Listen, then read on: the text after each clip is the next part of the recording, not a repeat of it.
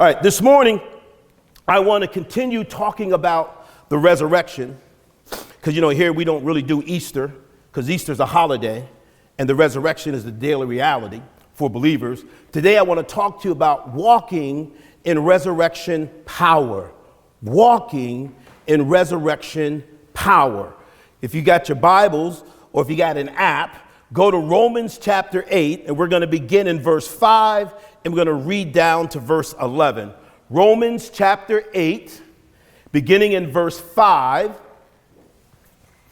and our text reads, "Those who live according to the flesh have their minds set on what the flesh desires.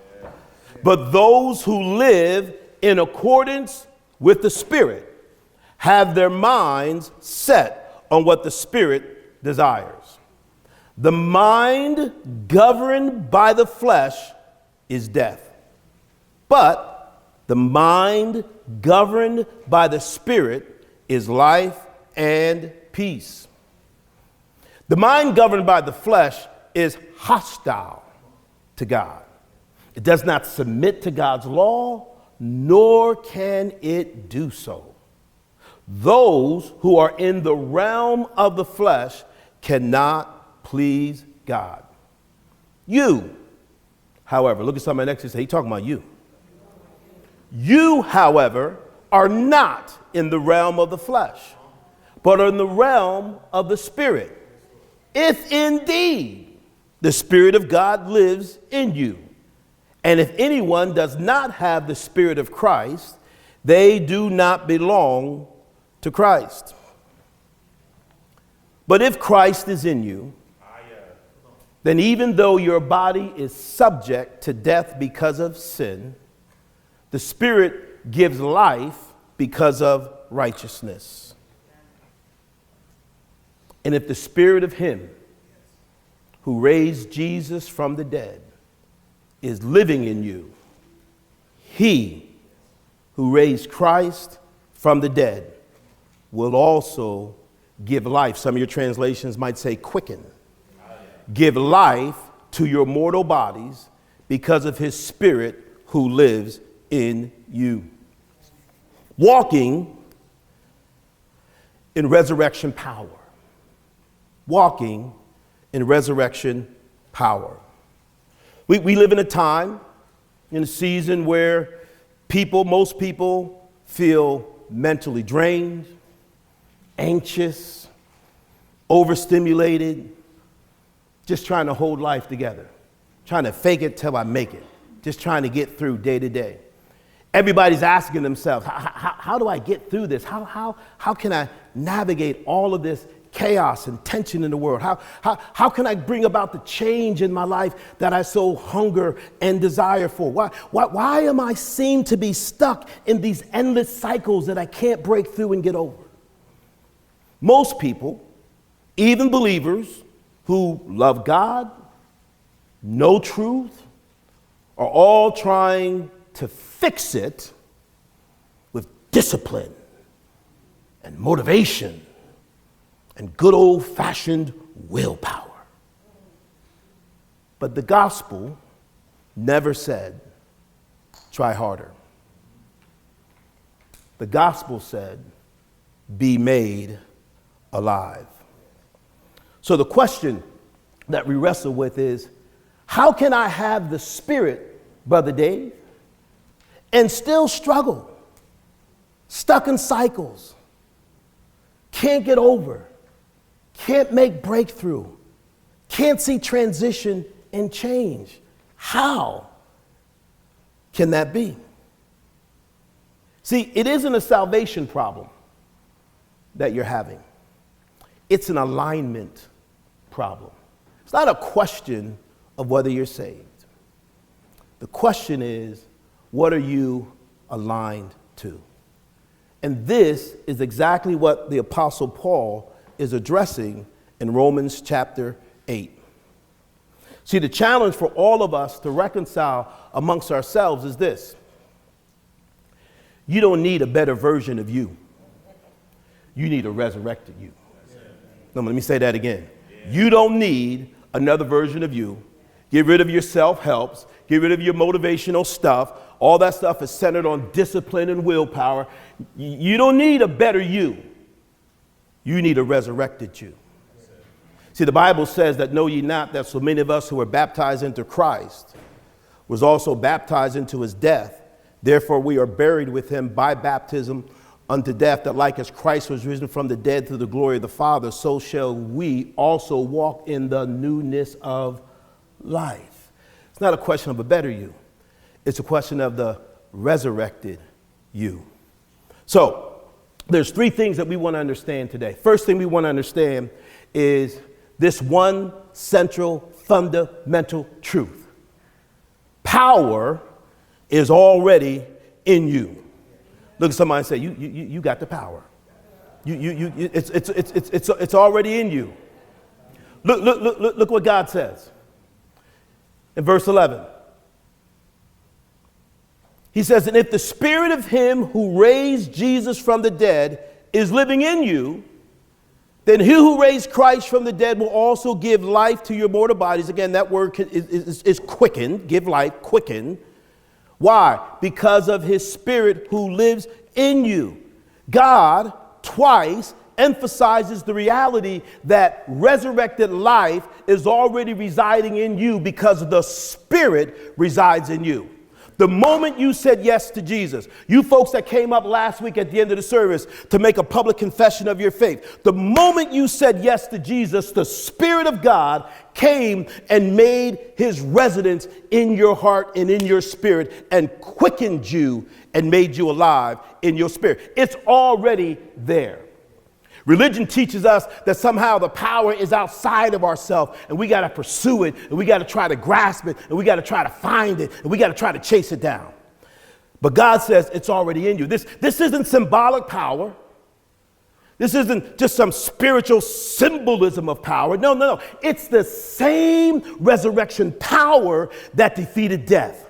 The same resurrected power that raised Jesus physically, that caused that brother 2,000 years ago to step up out of that tomb. That same power, the power that provided the validation for our justification before God, that same transformational, life-giving power is already residing in you right now. You don't need a better you. You need a resurrected you. See, but the problem, unfortunately, is this. Most believers, we are saved, but stuck. We are forgiven, but still frustrated. We are filled, but not flowing. See, the challenge is this.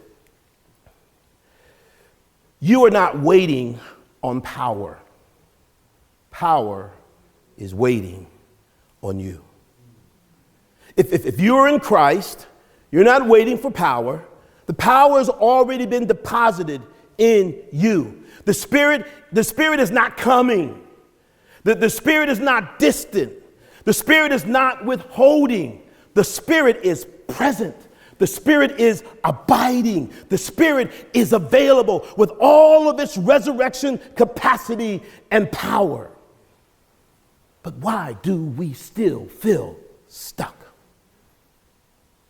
Because presence does not guarantee activation.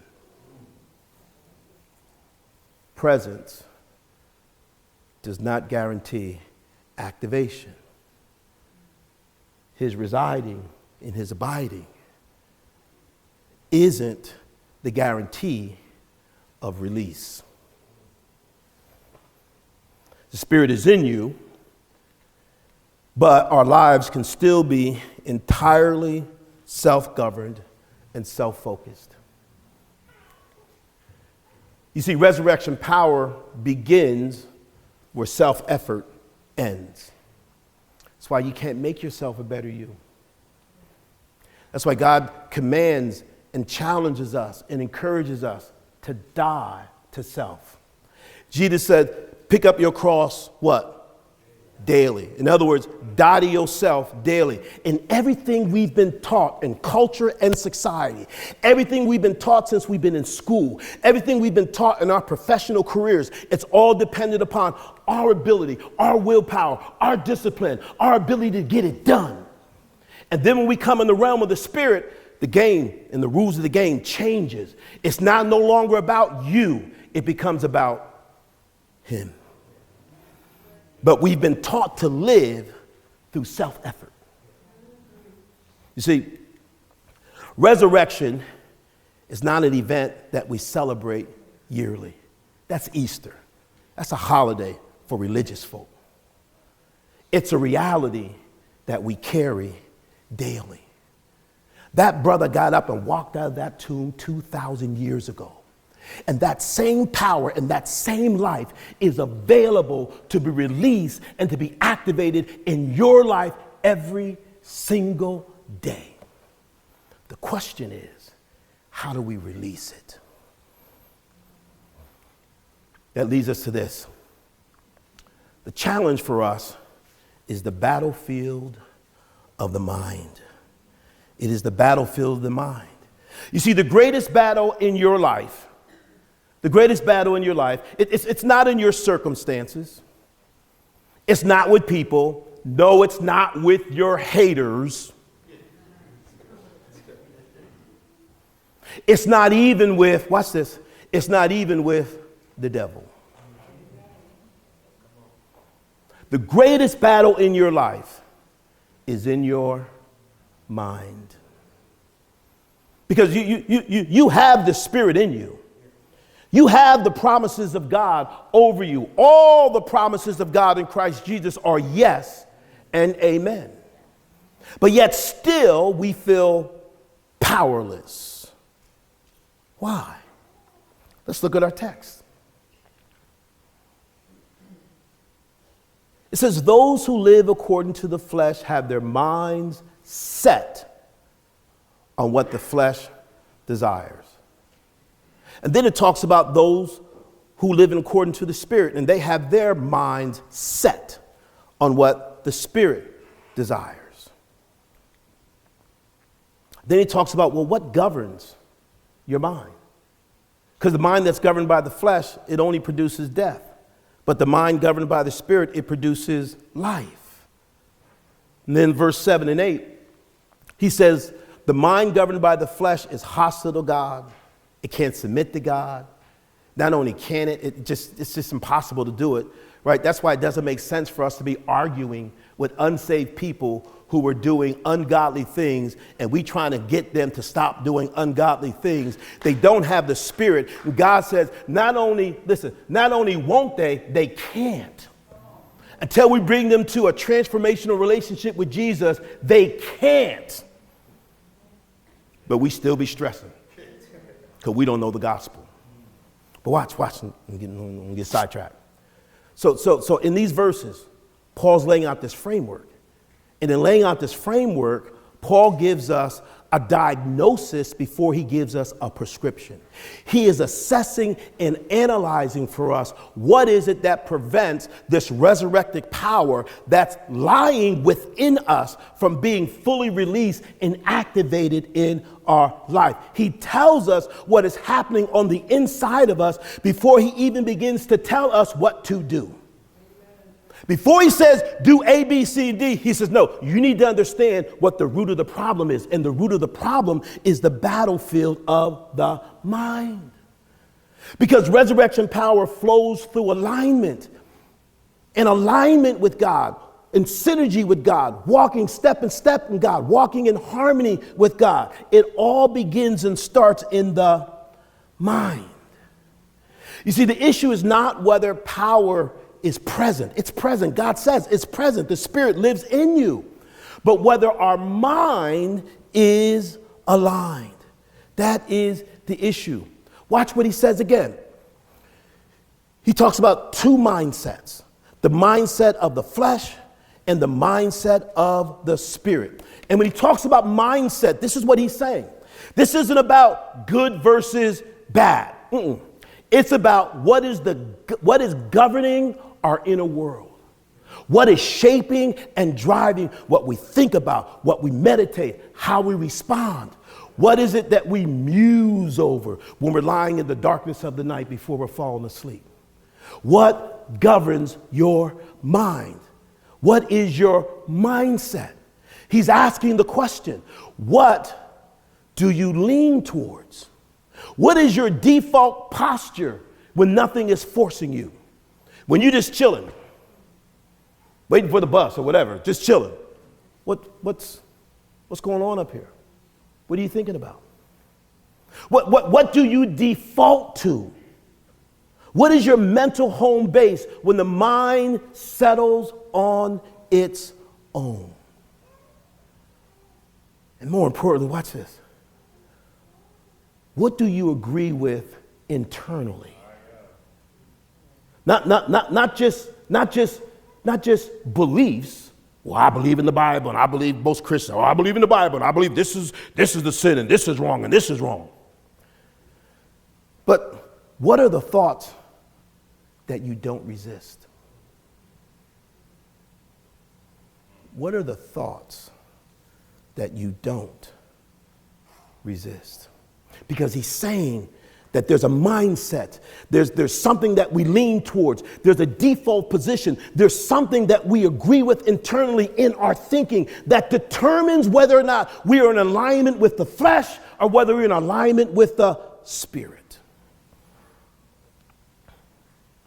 You see, your mind, your attitude doesn't just affect your mood, it determines whether resurrection power is blocked or released. It is the battlefield of the mind. What does he say about the carnal mind? Watch what he says. He says, the mind governed by the flesh is what? It's death. The carnal fleshly mind, it isn't just sinful behavior. No. What he's talking about is a way of thinking that is disconnected from the spirit. Why? Because at its center is self-reliance. See, when we think carnal and flesh, we think sin and behaviors. No. The root of what Paul is really saying is that the carnal mind, the fleshly mind, is one that is disconnected from God because it is relying on self. Self is the center. You see, carnal doesn't mean wild or sinful. What it means is independent. What it looks like is being reactive instead of responsive. It looks like being anxious instead of anchored in life. It looks like being controlling, trying to control circumstances instead of yielding and trusting. It looks like being driven by what is seen and felt and immediate rather than learning to wait and be patient with God. See, to make it practical, the carnal mind looks like this. God, I got this. I got this, Lord. I'll call you when I need you. I got this. It looks like when I come up against something, it looks like, well, let me figure this out. I can figure this out.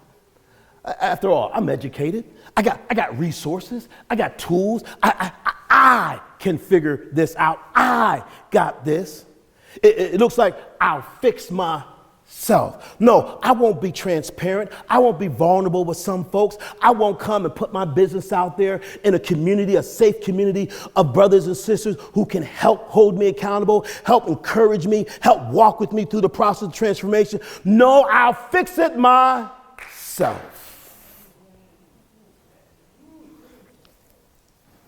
It looks like I don't need to pause and hear from God. I got it all figured out. That's the carnal mind.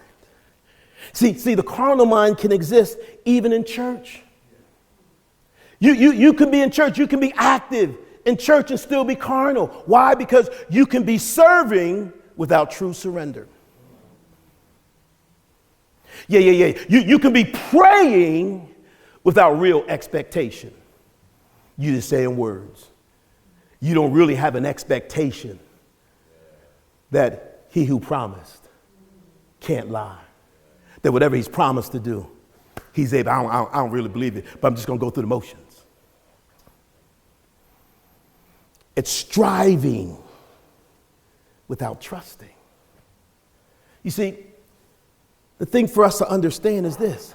You can be active for God and still be operating fleshly or carnally in our minds.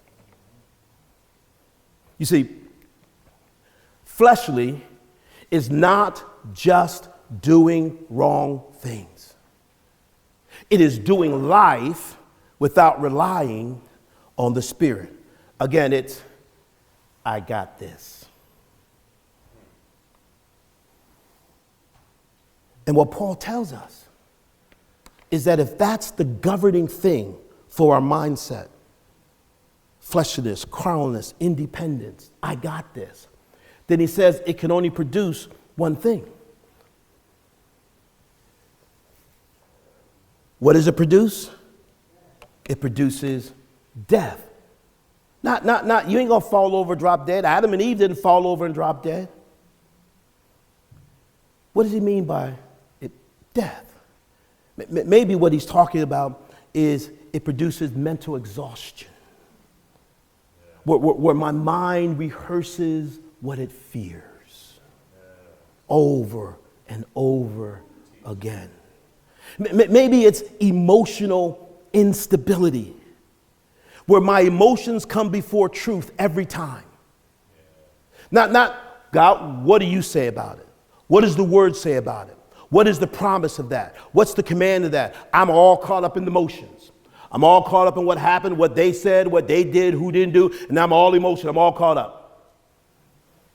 Maybe what it produces, not just mental exhaustion, not just emotional instability, but maybe worst of all is spiritual dullness. What do I mean? It's a life in which there is no spiritual discernment. There's no true spiritual peace. God says he shall keep him in perfect peace whose what? Mind is what? Stayed. In other words, set, governed. No discernment, no peace, no clarity. That's why I'm confused about my life. That's why I'm confused about the direction and what's next and what do I do and how do I do it?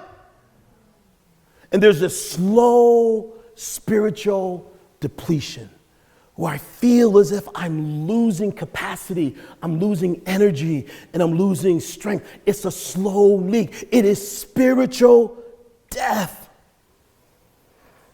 You see, the carnal mind, it doesn't remove the Spirit from you. That's guaranteed. That's in you. It doesn't remove the Spirit from you. Watch. It just simply restricts what the Spirit can do through you.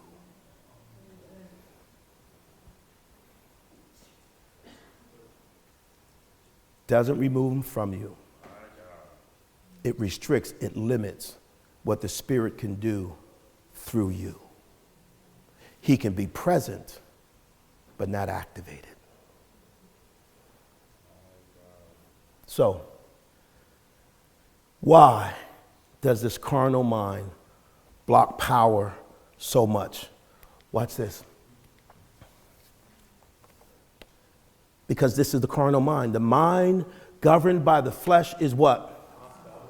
It's hostile to God. Hostile, why? It's hostile because it says, I will determine, I will manage, I will sustain my life. God, I got this.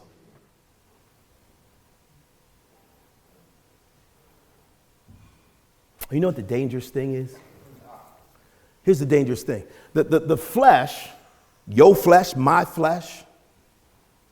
See, because I get this before I give it to you. I gotta repent, walk away, get on my knees. Lord, oh man, God, you speaking to me. Listen. The flesh doesn't always rebel loudly. That's the easy stuff. Sometimes the rebellion of the flesh is simply to ignore God quietly.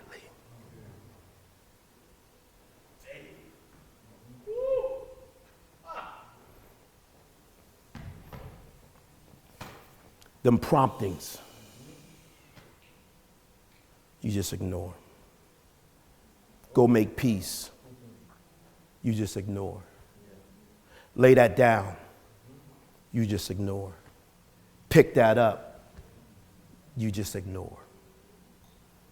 And it doesn't seem as detrimental to us as outright rebellion. But it is a mind that is hostile to God.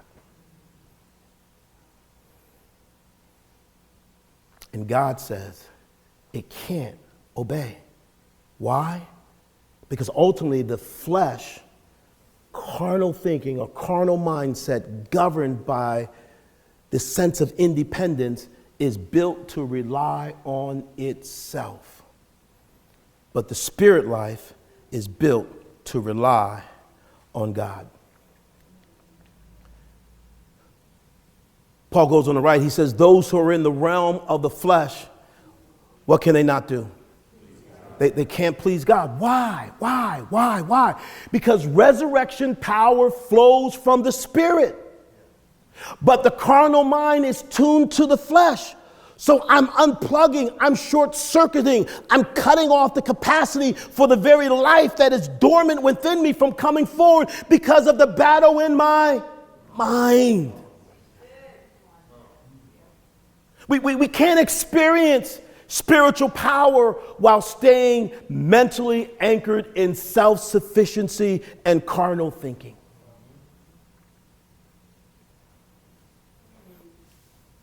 Here's the reality, guys. Here's the dangerous thing. So defaults, right? So you get your iPhone, you get a new laptop, right? There's these default apps, right? I like Chrome. I don't like the default search engine that I get on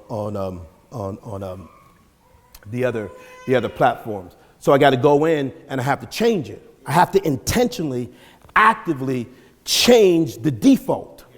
Because if I don't intentionally, actively change the default, it'll operate with what it was programmed to do.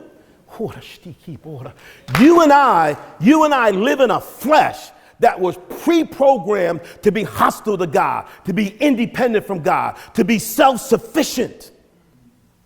You see, you don't drift towards the spirit. Like, well, if I'm just going to be passive with my Christianity. And somehow, I'm going to get there. I'm just going to drift. You don't just drift towards the spirit. You drift towards the default, which is your flesh. The spirit requires intentionality of focus. To have a mind that's governed by the spirit requires an intentionality. What does that look like? What is a mind governed by the spirit? What does that look like? Paul says that the mind that's governed by the spirit is a mind that produces life and peace. A spiritual mind, it's not more religious behavior, but a life aware of and dependent on the spirit. One that recognizes and knows, I'm bankrupt, I ain't got it. Reminds me when my father was in the hospital. He's going home to be with the Lord.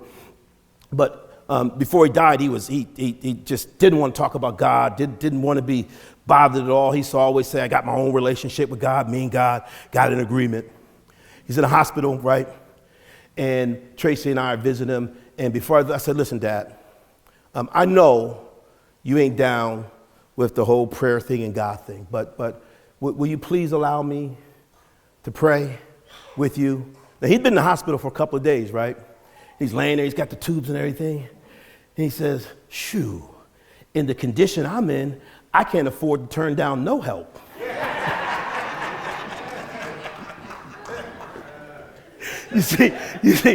You see, spirit-mindedness begins with the recognition, You can't afford to turn down no help. You ain't got this on your own. It is a life dependent on the Spirit that says, God, what are you saying in this circumstance? What are you saying about this situation? God, I need your help in this. Even if it's the most mundane, ordinary thing in your life, it's saying, God, I trust you more than I trust myself. Amen. Paul says, he says that when our mind is governed by this dependence and reliance on the Spirit, that it produces something, life and peace. Now watch this. Life and peace are not the end. Life and peace are the environment from which power flows. Life is an ongoing condition of alignment with the Spirit. Peace, it's not the absence of pressure, but the presence of alignment in the midst of pressure. Because y'all know what Hood Knowledge Volume 1 said about pressure. It'll bust a pipe and make a diamond. Paul makes this powerful connection here in this verse. He's beginning now to give us not just the diagnosis of the root of the problem. He's now beginning to give us the solution, the prescription. What is it that we do? How do we get out of it? And he makes this connection. I call it the progression of release. He ties verse 6 and he ties verse 7 together. And when you tie verse 6 and verse 11 together, you get into the principle and the secret of the releasing of this power that lies within us. So the Spirit controlled, the Spirit governed mindset, the mindset that recognizes God and depends on God, that produces life and peace. Now watch this. Now tie that with verse 11. And he who raised Christ from the dead will also give life to your mortal bodies because of his Spirit who lives in you. That word quickening, giving life, this is what it means. It means that the resurrection power of Christ, the resurrected life of Christ, begins to activate itself in all of your human experiences. When you on your job and you're trying to figure out a solution on your job, resurrection power is available. See, we've segregated for just church. No, it's a power that activates in the entirety of your human experience. That word means to make alive. It's the same word that's used for when God brings life from that which is dead. Remember Abraham? His body was dead. Sarah's body was dead, right? But what did God do? God quickened them. God brought life from that which is dead. So that when we talk about this resurrected life, it's not hype. We're not talking about a feeling that you kind of, you know how in Christianity sometimes we try to hype ourselves up and work up all this emotion and hype. No. This giving life to your body, it is the Spirit doing in your body and in your mind what only resurrection power can do. Now watch how he ties this. Watch how he ties this together. So Paul ties this together in a fascinating way.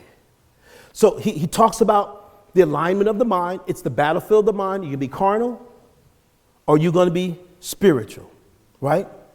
And he lays out for us how the Spirit begins to move in progressive stages. How he aligns our minds first, because without alignment of our mind, there can be no releasing of power.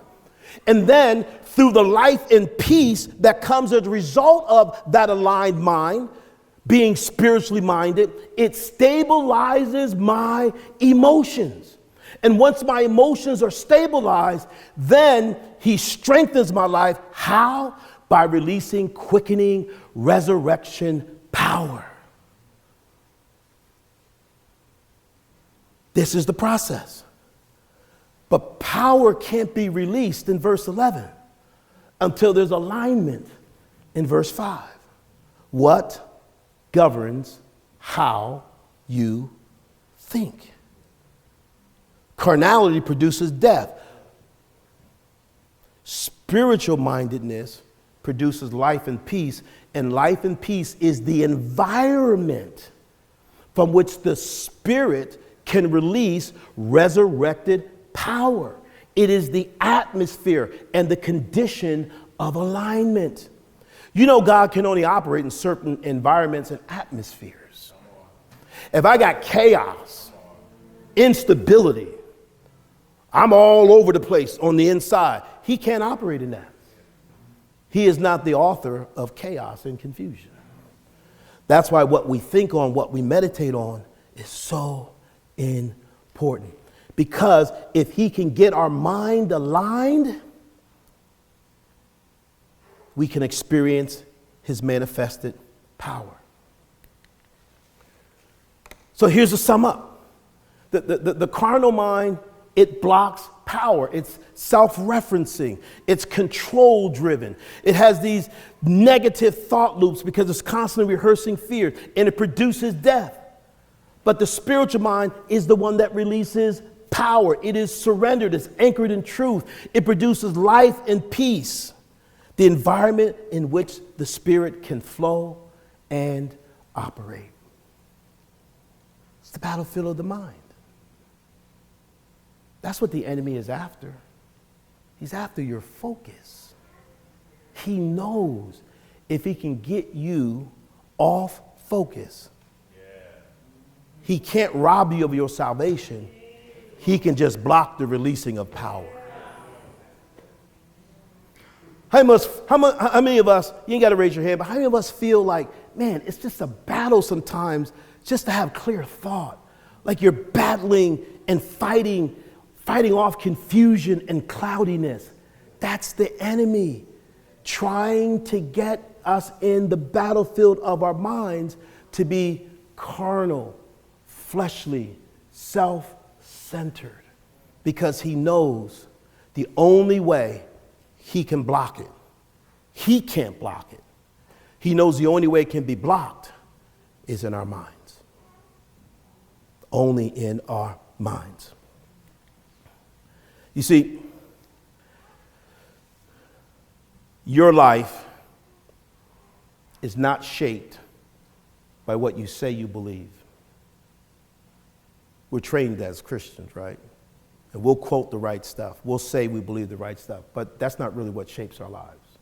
What really shapes our lives is by what your mind consistently agrees with. What your mind consistently agrees with.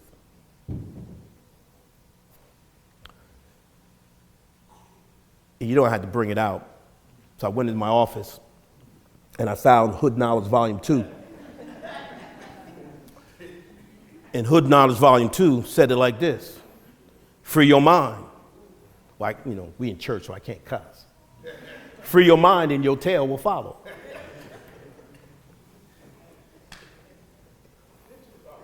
You want liberty? You want freedom?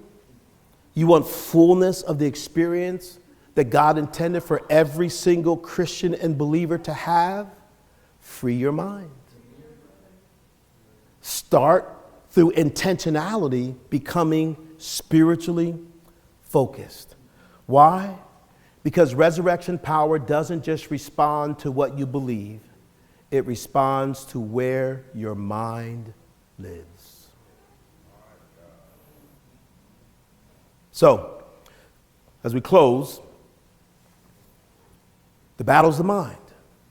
So this brings this verse into full view and the importance of it. Paul wrote, we demolish arguments and every pretension that sets itself up against the knowledge of God. And we do what?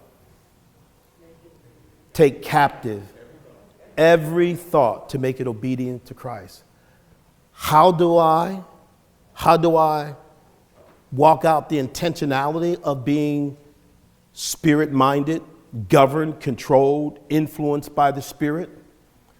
Well, whenever the carnal mind comes up, because it's going to come up, it ain't going nowhere. As long as we in this flesh, it ain't going nowhere. But what we have to be intentional about is to take captive every thought. No longer allowing just these random thoughts to just go through our head that we end up entertaining. But it's understanding, where's that come from? How does that align with what God said? And you know, the worst thoughts that we have to take captive of is the thoughts we have about ourselves. Is that who God said I am? Because oftentimes we define ourselves by our failures and by our mistakes. You see, resurrection power is not something you chase. It's something that we experience when our mind comes to agreement with the Spirit. What is that agreement? It's simple. Here's the thing that you just got to anchor yourself in. Listen, Jesus died for me. That means my sin was dealt with completely and finally. Not just my past sin, my present sin, and my future sin. Dealt with on the cross. Done. Issue. That's not an issue with me and God anymore. It's not an issue in terms of relationship and acceptance. It's an issue in terms of fruit, but not relationship and acceptance. It's being aligned with that in my mind. It's understanding that when Jesus rose, power was released. And that power was released now for you. It's available now.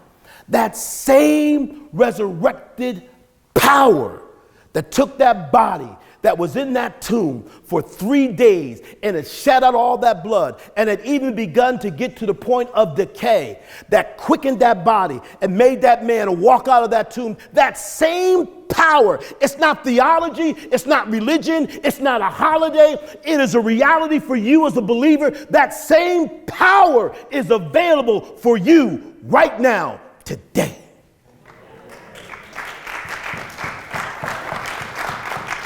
It's understanding that the Spirit lives in you.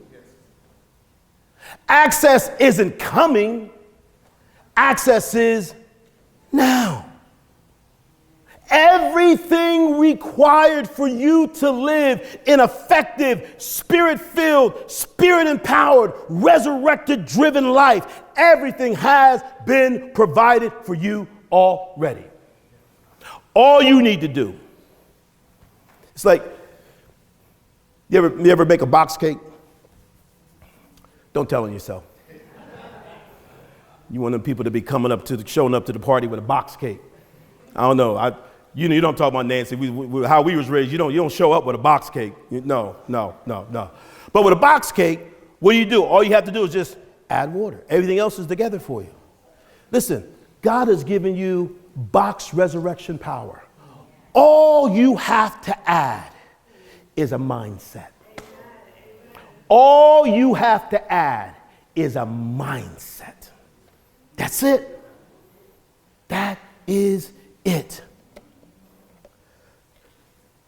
You can walk in resurrection power.